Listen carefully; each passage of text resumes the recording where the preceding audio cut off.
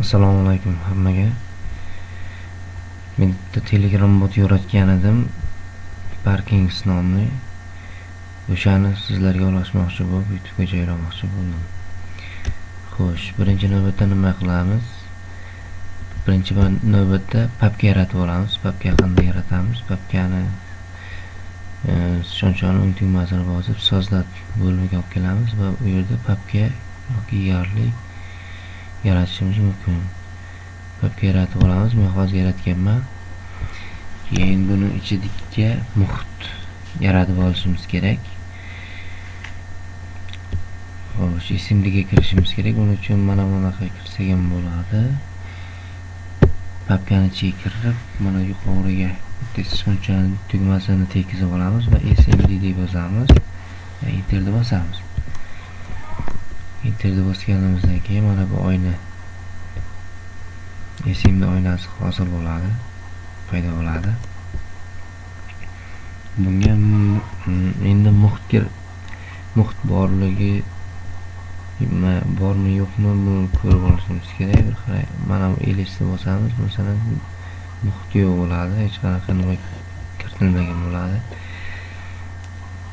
Muhit yaratib olishimiz uchun bizlar qanaqa kutubxona yozishimiz kerak? Python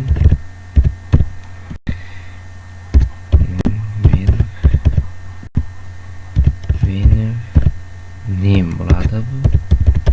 Bu venif name joyiga o'zingiz xohlagan nomni berishingiz mumkin va enter tugmasini bosasiz, yaratilgan bo'ladi. Hozir men enter tugmasini bosmayman, chunki mening muhitim bor. Muhitni yaratib olganman.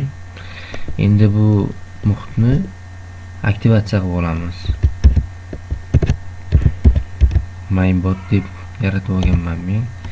Scripts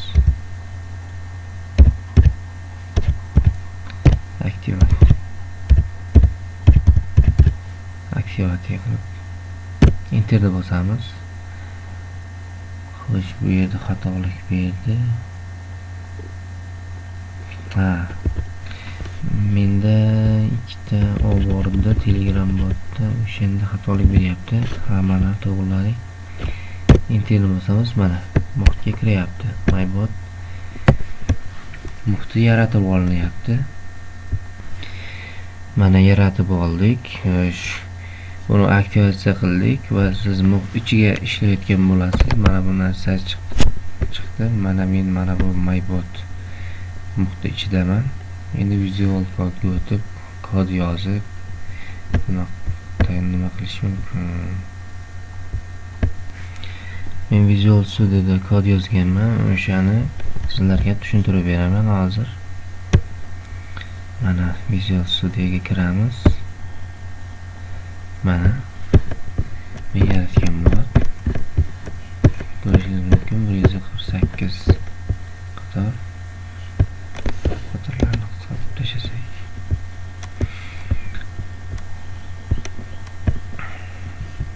Xo'sh, hozir sizlarga ma'lumotlar bazasini tushuntirib beraman. Bu ma'lumotlar bazasi yaratish. Create database ma'lumotlar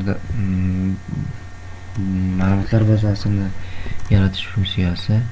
Bu yerda ma'lumotlar bazasi yaratiladi va mana bu Parkings db ma'lumotlar o'sha papkaga tushadi, ma'lumotlar bazasiga tushadi.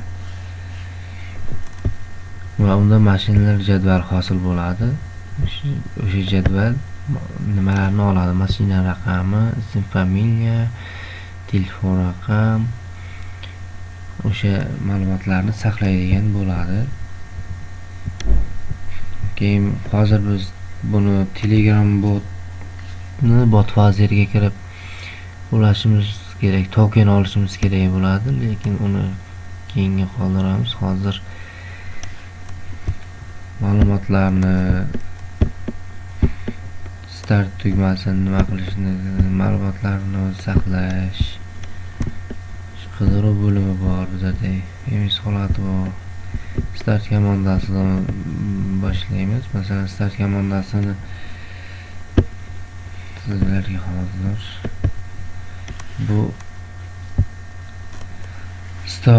bu kod bot bosh menyu tugmalarini yaratadi va start komandasi yuborilganda bu foydalanuvchiga ko'rsatadi.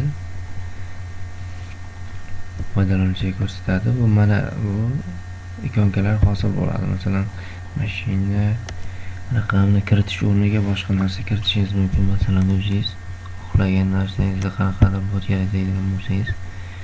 Ikkinchisi, qidiruv ikonkasi mashina raqamini topib beradi. O'zi bu Telegram bot mashina masalan parkovkaga qo'ygan paytingizda orqangizdan kimdir mashina qo'yib ketadigan bo'lsa, masalan, uning telefon raqami yo'q bo'lishi mumkin. Mana o'shaning uchun yaratilgan bu bot. Telefon nomerini, ism familiyasini topib beradi, lekin ma'lumotlar bazasiga kiritilishi kerak. Ma'lumotlar bazasiga kiritilmagan bo'lsa, bu mashina raqamini topib bermaydi. Masalan, bitta universitet oladigan bo'lsak, masalan, Tatuni oladigan bo'lsak, mashina raqamini kiritish, Tatudagi barcha domla o'qituvchilarning mashina raqamini kiritib chiqsak, talabalarniki farqi yo'q, hammasini kiritib chiqsak, keyin qidiradigan bo'lsangiz chiqishi mumkin-da, bo'lmasa chiqmaydi.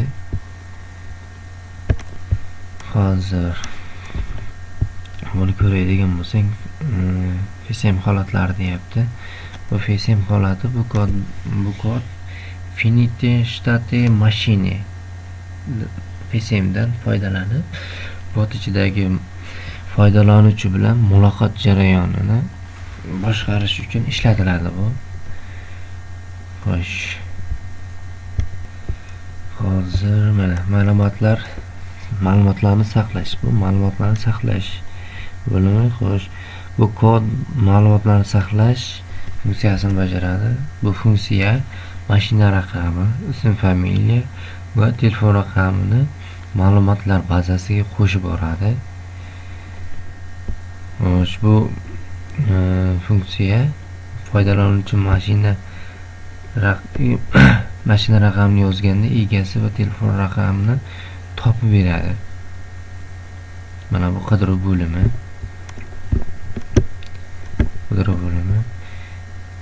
Mashina raqamini kiritamiz va bu mashina raqami agar ma'lumotlar bazasi, ya'ni mana bu parking sistemi ma'lumotlar bazasida saqlangan bo'lsa, kiritilgan bo'lsa, topib beradi. Aks holda topib bermaydi bu.